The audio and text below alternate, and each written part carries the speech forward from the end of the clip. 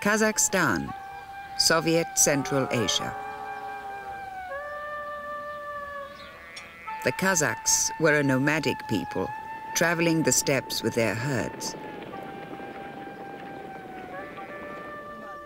In the late 1920s, the Moscow government decided to seize their pastures and turn them into a vast granary to provide food for the cities. But the Kazakhs and their traditions stood in the way.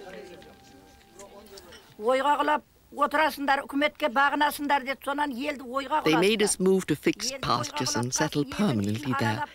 They told us to obey the government. Then they picked out all the bais, the kulaks, starting with the very richest, and killed them one by one.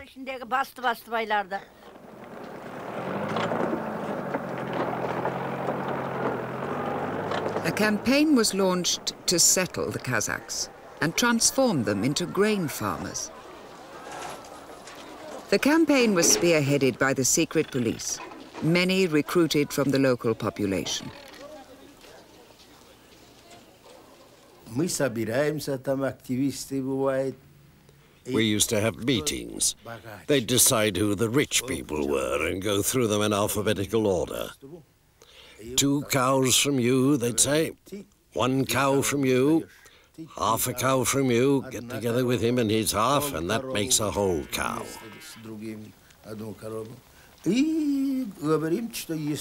They'd tell them, if you don't hand over the meat, then you'll be put on trial.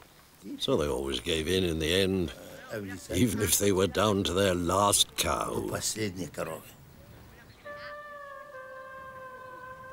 The Kazakhs resisted. They destroyed their herds. Millions of the animals requisitioned by the state died of neglect. The government's grain-producing plans were a disaster. They were soon abandoned. But it was too late for the Kazakhs. A quarter of the Kazakh nation starved to death.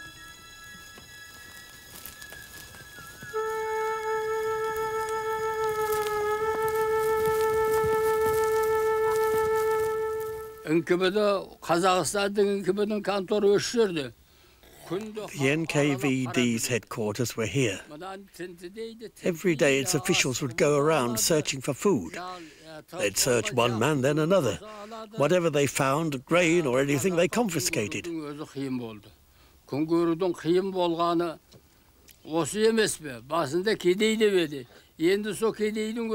Times were bad for the poor as well as the rich. Like a hen being plucked, the Kazakhs were disintegrating.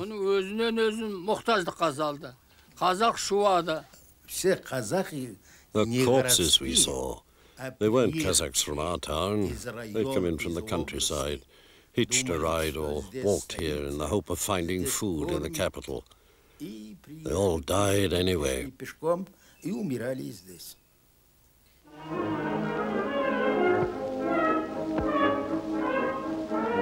In Moscow, celebrations of Soviet health and efficiency masked the real price of progress.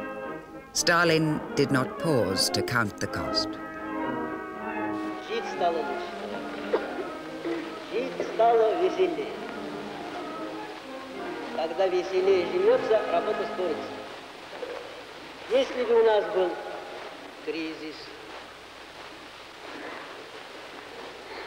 Если бы у нас была безработица, бич рабочего класса, если бы у нас было нищенство, если бы наша продукция не росла, если бы у рабочих и крестьян нашей страны не было такого хорошего правительства, которое заботится о них и считается с их нуждами. Словом, если бы жилось плохо и не весело, то никакого большевистского движения у нас не было бы, заверяю вас, не было.